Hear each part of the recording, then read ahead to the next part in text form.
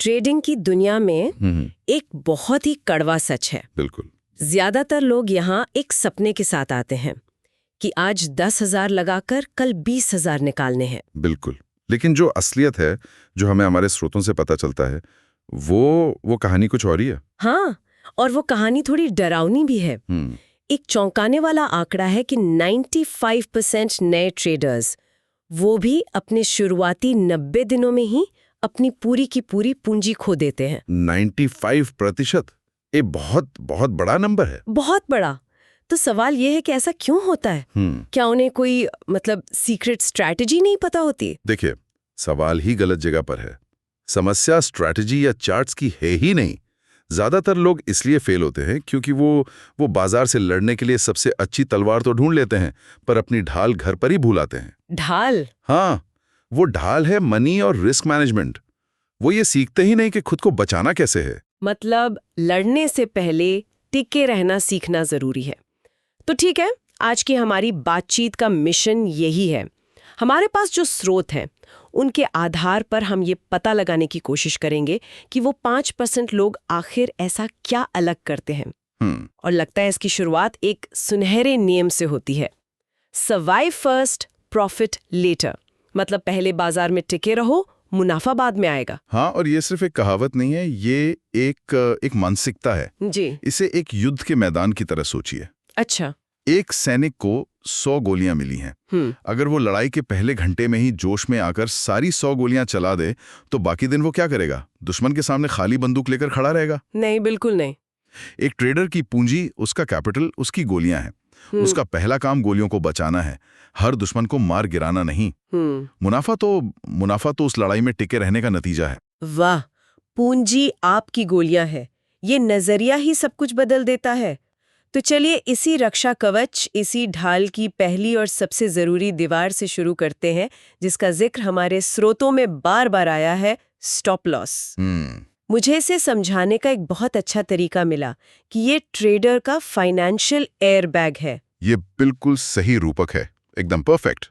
जैसे कार में airbag accident के वक्त आपको गंभीर चोट से बचाता है, वैसे ही स्टॉप लॉस एक गलत ट्रेड को आपके पूरे अकाउंट को तबाह करने से बचाता है। तो ये कोई ऑप्शनल फीचर नहीं है? नहीं, ये अनिवार्य सुरक्षा उपकरण है। लेकिन यहीं पर एक मनोवैज्ञानिक पेच है। नए ट्रेडर्स को अक्सर लगता है कि स्टॉप लॉस लगाना मतलब अपनी हार मान लेना है। मैंने कहा था शेयर ऊपर जाएगा पर ये नीचे जा रहा है, स्टॉप लॉस लगाकर मैं अपनी गलती कैसे मान लूं? ये ईगो बीच में आ जाता है ना। आपने बिल्कुल सही नस पकड़ी है। ये ईगो यही तो सबसे बड़ा दुश्मन है। प्रोफेशनल ट्रेडर्स इसे हार की तरह नहीं, बल्कि क्या कहते हैं, कॉस्ट ऑफ डूइंग बिजनेस की तरह देखते हैं। Cost of doing business? हाँ, सोचिए, अगर आपकी एक किराने की दुकान है तो आप हर महीने बिजली का बिल भरते हैं, दुकान का किराया देते हैं। क्या आप उसे नुकसान मानते हैं? नहीं, वो तो खर्चा है। बिल्कुल, वो दुकान चलाने का एक जरूरी खर्चा है। ठीक वैसे ही एक छोटा सा कैलकुलेट किया हुआ लॉस वो ट्रेडिंग के बिजनेस को चलाने का खर्चा है। ये वो कीमत है जो आप बड़े मुनाफे कमाने के मौके के लिए चुकाते हैं। तो ये कॉस्ट ऑफ डूइंग बिजनेस वाली बात तो समझ में आती है, पर कई लोग फिर भी स्टॉप लॉस लगाने से कतराते हैं। हमारे स्रोतों के हिसाब से इसे अनिवार्य क्यों माना जाता है? क्या ये सिर्फ बाजार की अनिश्चितता है या कोई मनोवैज्ञानिक कारण भी है? इसके दोनों ही कारण हैं और दोनों एक दूसरे से जुड़े हुए हैं। पहला, जैसा आपने कहा, बाजार की अनिश्चितता। कोई भी इंसान या कोई कंप्यूटर ये 100% नहीं बता सकता कि अगले पल बाजार कहां जाएगा। आप गलत हो सकते हैं। स्टॉप लॉस इस सच्चाई को स्वीकार करने का तरीका है। और दूसरा कारण? और दूसरा जो ज्यादा जरूरी है वो है भावनाओं पर नियंत्रण। जैसे ही कोई ट्रेड नुकसान में जाता है, दिमाग में एक बहुत खतरनाक उम्मीद जन्म लेती है।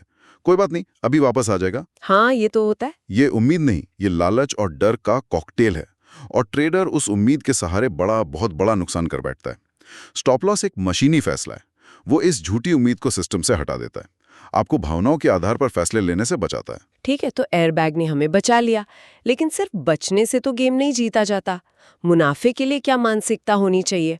और यहीं पर मुझे स्रोतों में एक बड़ी चौंकाने वाली बात मिली। क्या? कि दुनिया के बेस्ट ट्रेडर्स भी 50% या उससे भी ज्यादा बार गलत होते हैं।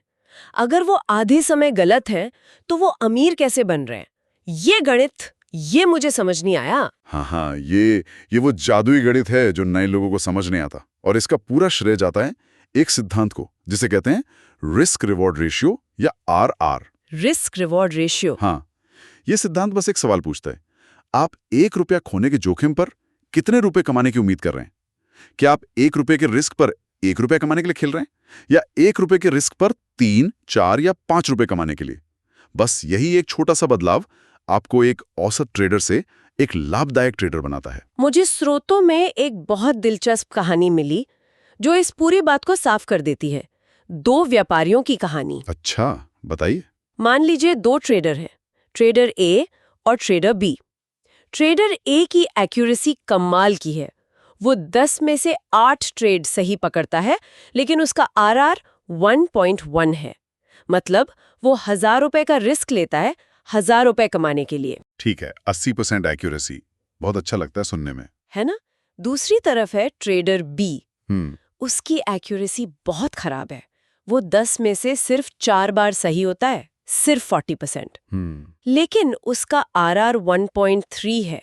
वो 1000 रुपए के रिस्क पर 3000 रुपए कमाने का लक्ष्य रखता है। देखने में तो ट्रेडर ए हीरो लगता है ना? बिल्कुल, पहली नजर में हर कोई ट्रेडर ए बनना चाहेगा, लेकिन अब इसका गणित देखते हैं और यहीं पर सारी कहानी पलट जाती है। कैसे? ट्रेडर बी के 10 में से 6 ट्रेड गलत हुए, तो उसका कुल नुकसान हुआ 6 गुणा 1000, यानी 6000 रुपए। ठीक है, 6000 का नुकसान, लेकिन उसके 4 ट्रेड सही भी हुए, तो उसका कुल मुनाफा हुआ 4 गुणा 3000, यानी 12000 रुपए। ओह, तो अब 12000 रुपए का मुनाफा और 6000 रुपए का नुकसान, आखिर में वो 6000 रुपए के नेट मुनाफे में है। जबकि ट्रेडर ए, जिसकी एक्यूरेसी 80% थी, उसका 1 या 2 बड़ा नुकसान ही उसके सारे छोटे छोटे मुनाफे को खत्म कर सकता है। वाह! मतलब ये कि आप कितनी बार सही है, उससे ज्यादा जरूरी ये है कि जब आप सही हो तो कितना बड़ा कमाते हैं, और जब गलत हो तो कितना छोटा खोते हैं। एग्जैक्टली। इसी से जुड़ी एक लाइन मुझे बहुत पसंद आई। एक्यूरेसी ईगो के लिए है, लेकिन रिस्क रिवॉर्ड बैंक बैलेंस के लिए है। एकदम सही। ये ट्रेडिंग की सफलता का गणितीय आधार है। आपका ईगो चाहेगा कि आप हर बार सही हो, लेकिन आपका बैंक अकाउंट चाहेगा कि आपके जीतने वाले ट्रेड हारने वाले ट्रेड से कहीं ज्यादा बड़े हों। तो ये RR का गणित तो कमाल का है, लेकिन इसे लागू करने के लिए पूंजी तो चाहिए। और मैंने स्रोतों में पढ़ा कि प्रोफेशनल लोग अपनी पूंजी को देखने का उनका नजरिया ही अलग होता है। वो इसे पैसे की तरह नहीं, एक सेना की तरह देखते हैं। एक समझदार राजा अपनी पूरी सेना एक ही मोर्चे पर नहीं लगाता। हाँ, और ये सिर्फ एक फिलॉसफी नहीं है, ये एक प्रैक्टिकल प्लान है। एक प्रोफेशनल ट्रेडर कभी भी अपना सारा पैसा ट्रेडिंग अकाउंट में नहीं रखता। तो वो करते क्या है? एक आदर्श कैपिटल एलोकेशन प्लान कुछ इस तरह होता है। सबसे पहले इमरजेंसी फंड, 6 से 12 महीने का घर का खर्चा, EMI, ये सब एक अलग सुरक्षित जगह पर। इस पैसे को कभी हाथ नहीं लगाया जाता। Okay, safety net. उसके बाद आती है इन्वेस्टमेंट कैपिटल, कुल पूंजी का लगभग 60-70%।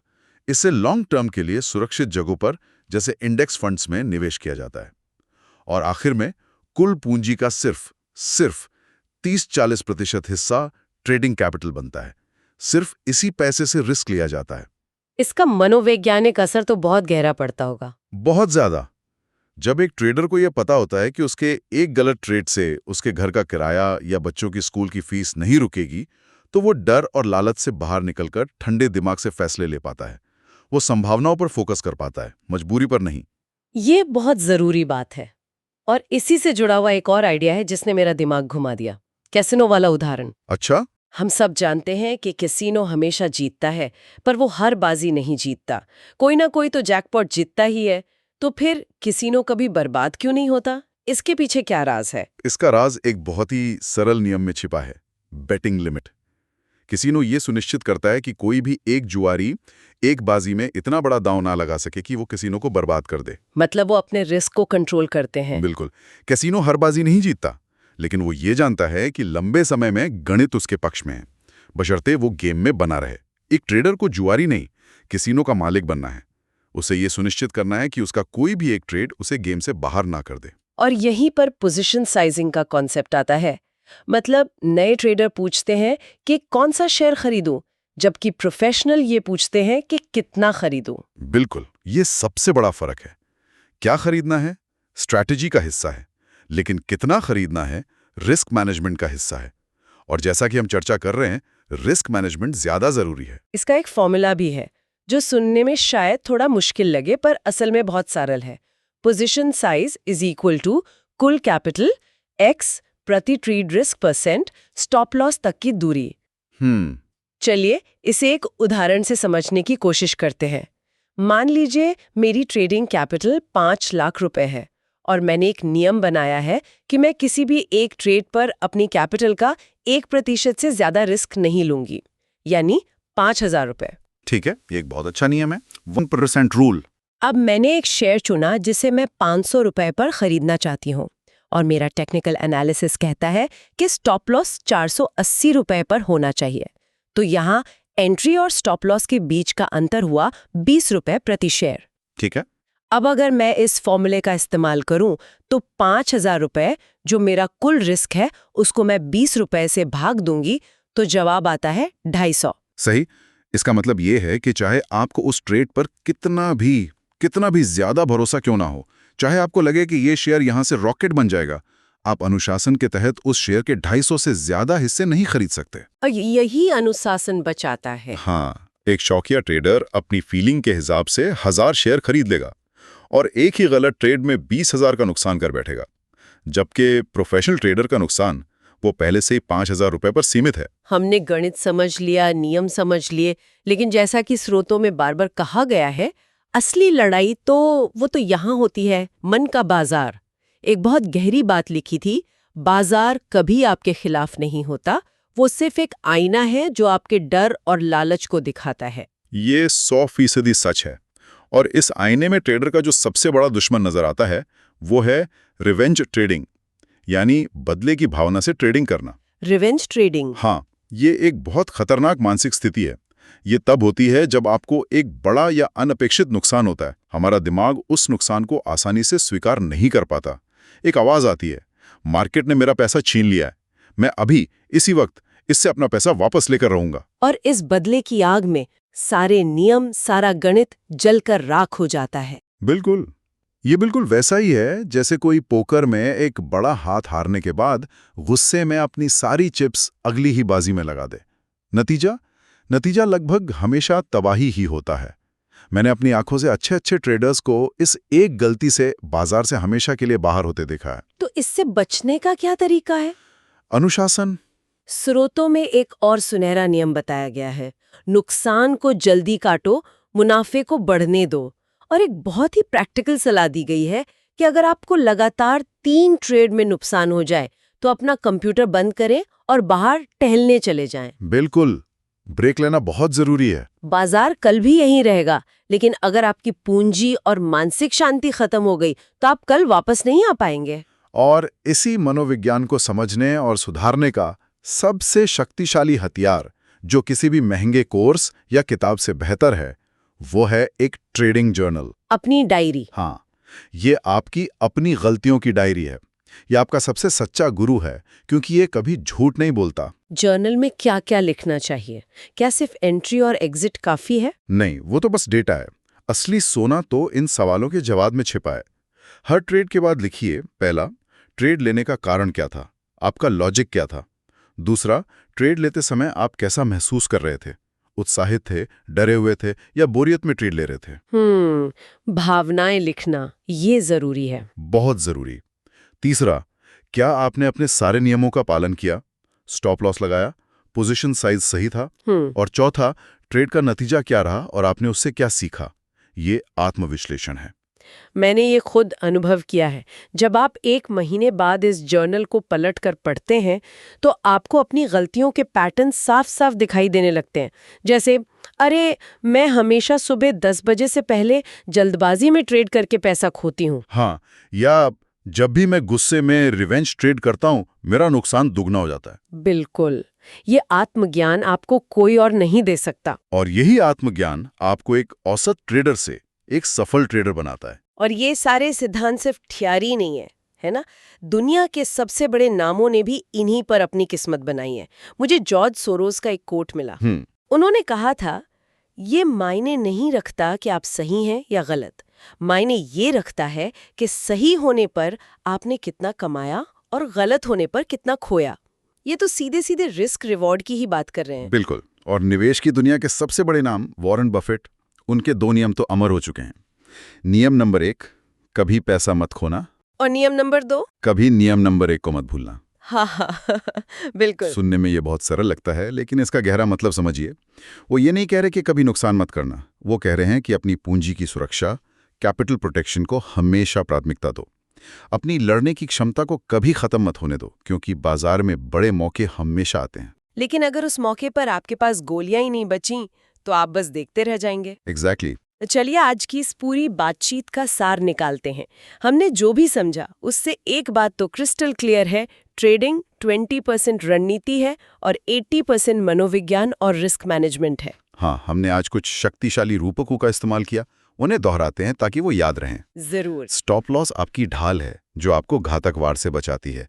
पोजीशन साइजिंग आपकी तलवार की धार है जो बताती है कि कब और कितना जोर लगाना है। और ट्रेडिंग जर्नल वो आपका नक्शा है जो आपको अपना रास्ता दिखाता है और बार बार एक ही गड्ढे में गिरने से बचाता है। और अगर इन नियमों का, इन औजारों का अनुशासन के साथ इस्तेमाल किया जाए तो कोई भी उस 5% क्लब में शामिल हो सकता है जो बाजार से लगातार पैसा कमाता है। ये सफर मुश्किल जरूर है पर नामुमकिन नहीं। बिल्कुल। तो जाते जाते हम अपने श्रोता के लिए एक विचारोत्तेजक प्रश्न छोड़ना चाहेंगे। इस पर जरूर सोचिएगा। एक नए ट्रेडर के लिए ज्यादा मुश्किल